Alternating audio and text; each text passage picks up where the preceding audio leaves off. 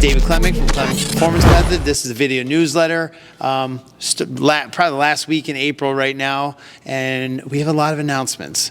Kind of what we've done, what we got doing moving forward, but the main thing is summer signups are like on now.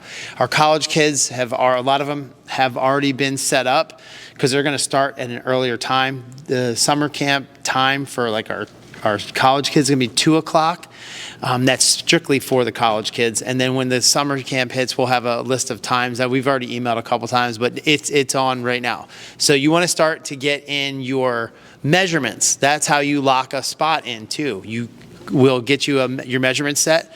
And you don't need the gate if you've been through this process already this year, but we will need your measurements.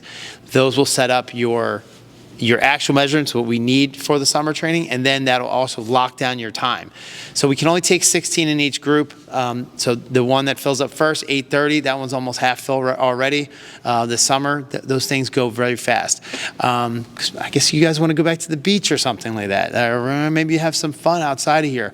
But as of right now, we're going to have an 8:30, a 9:45, and then we're going to have a 5:30 and a 6:45. I'm sorry, at 5 o'clock and a 6:15. So those are what we have for now. If we sell those out, we'll add in at the bottom or top of those for now, but usually we do.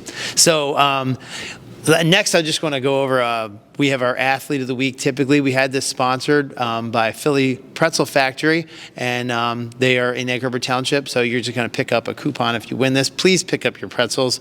Please pick up something from there. It's really awesome, and the owner, Fran McLaughlin, is an amazing guy, too. So our Philly Pretzel Athlete of the Week is Ella Miller.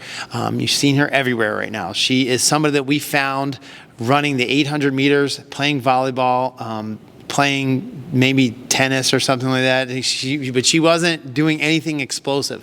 We immediately figured this out when she jumped 24 inches on an in-test vertical leap. And usually we exit people with like a 6-inch increase in a vertical leap. Well, she did. She jumped about 30.8 after her first cycle, and that we'd never seen a girl over 30 inches yet. We've seen like Paige Bonchek go 29. We've seen McKenna Ponteri go 28, 29. A couple people go really, really high. Then we had her up to a 31.8. We actually have her on a foul at 32 inches. So phenomenally explosive. And then runs a 10-yard dash in 167 or something, 167, I think. And these are metrics that we were like, you're a sprinter. Stop running the 800. Stop doing anything that's slow twitch, heel striking. We had to get her, we had to do a lot with her to get off of her striking her heels when she's running. But now she's running top 10 in the state in the 100 and 200. She's run a 12 flat, I think. 12 flat and a 24.8 in the 200. Both school records at Ocean City High School. And the 200-meter record, she beat Sophia Curtis's record, who is right now running at Virginia Tech. So sky's the limit for you, Ella. We're so proud of you. My daughter loves you. Your whole training family is so proud of you. And let's keep it going. And want to see her later in the year. Maybe this is a girl. She's a sophomore. If her senior year, she could be running 23s and, running, 11 flats in the 100. Who knows? This girl's got sky's the limit for how explosive she is. So proud of you, Ella Miller. You are our Philly Pretzel Factory Athlete of the Week. Next, I'm going to bring in Coach Holsupple into the studio right here. He's going to explain some of the stuff we did this past couple weeks, what we call acceleration able. One of my favorite things in the world is how we circumvent plateaus by doing some fun stuff in here. Now, the other thing is we did just recently do Rowan University. We tested all of their athletes, and we're inviting you guys, if you get this, that we're inviting you to have your teams tested as well. Last year, I think we got to 15. This year, I think we're going to actually take about 10. I think we were overloaded with doing these, so we'll do about 10 of these. If you have a team that wants to be tested, please contact us at Clemming Performance Method in any of our socials. Hit us on there. You can hit me at 609-742-6190, and I'll get you guys accommodated. Okay. All right, Acceleration April is coming to a close here. We do this every single year. We change up the stimulus in order to come back to and change the acceleration times of the 10, 20, and so on. So this year we did exactly what we did last year. We found great success with this. We took all of the beginning week of the programming from, the first week to the third week, fourth week-ish, and we just did broad jumps for speed. We didn't allow any kids to test their 10 times or 10 to 20 times or 5 to 10 times or 0 to 20 times. We didn't allow any acceleration testing, and we placed all the emphasis on different stimuluses. Now, the central nervous system is what we train. We are not a strength program. We are not a mechanics-based program, although, mechanics stuff is great. It's really about your central nervous system and outputting higher rates of force relative to your body weight, which we call mass-specific force. When you increase your mass-specific force, it's not done through putting on muscle. It's done through changing the central nervous system. Full circle here.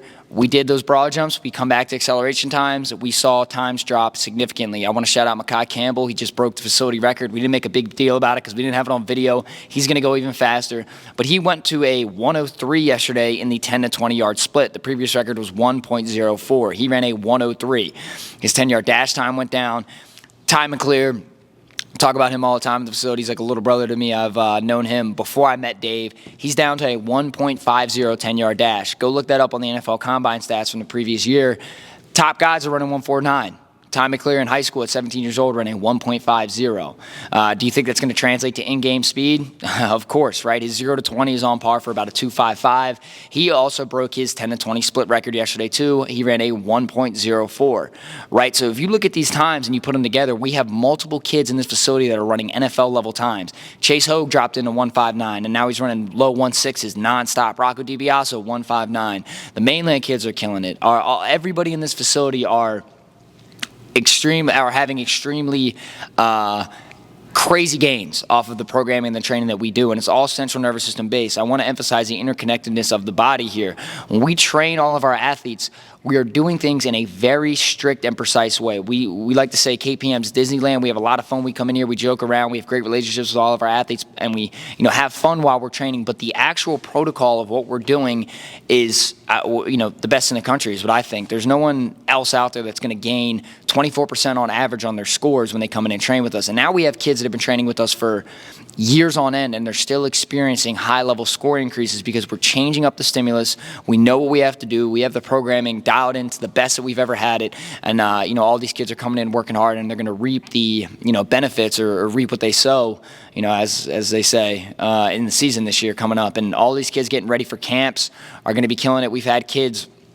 This year, Amir Dunbar gained about 20 pounds of weight since the last time he trained with us. He was running a 1.52, 1.53 on his 10-yard dash last year at about 180 pounds. He had a little bit of a hamstring problem this year, but he's back in, and he's running low 1.6s at 200 pounds. That's extraordinary considering he's a high school kid. And again, all this timing and testing, all the equipment that we have is meant for a specific reason, for a specific purpose.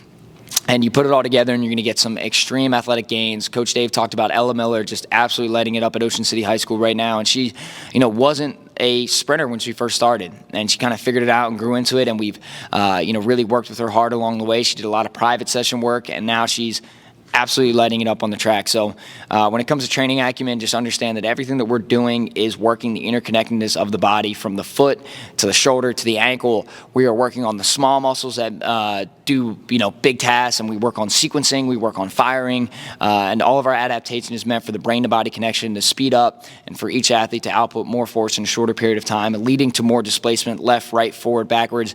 That's why what we do shows up with every athlete in every single sport, from swimming to ice hockey to sprinters on the track to football players to basketball players. All of these sports are based off of general physical preparedness of being able to displace your body fast regardless of your position. So when we're in here, although it may seem general and it may not be sport specific, it is extremely sport specific, because as you raise your central nervous system output and the ability to move your body faster in multiple different planes and directions, When you go to your SPP, specific physical preparedness, which is swinging a bat, which how do you swing a bat faster? You have to be able to create more force and efficiently transfer it from the ground to your feet, up through the body, into the upper body, into the chain, throw the hips, swing the bat. All of that stems from the ground in your central nervous system. If you don't have a high vertical leap, you're not going to swing a bat fast. I can tell you that for sure. If you don't have a far broad jump, you're not going to be able to throw the ball any harder, throw the ball any farther as a quarterback. So those things all go into it. I was a bit long-winded on this segment, but I hope that you take in all of the information and continue to apply it, whether it's in here or outside of the